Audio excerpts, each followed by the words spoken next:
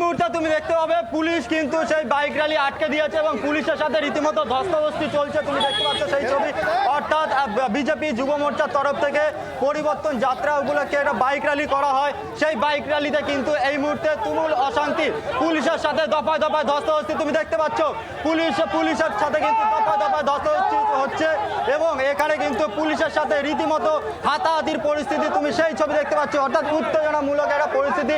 বিভিন্ন জায়গা থেকে বাইক র্যালি করে এই মুহূর্তে নিউ টাউন হয়ে সল্টলেক যাওয়ার কথা ছিল এই বিজেপি যুব মোর্চার বাইক র্যালি, কিন্তু দেখা যাচ্ছে যে যখনই নারায়ণপুর থানা ক্রস করে নিউ টাউনে প্রবেশ করছে নারায়ণপুর থেকে, সেই সময় বিশাল পুলিশ বাহিনী তারা কিন্তু এই বাইক র্যালি আটকে দেয় এবং বিশাল পুলিশ বাহিনী, র্যাব এবং কেন্দ্রীয় বাহিনীও কিন্তু এখানে রয়েছে।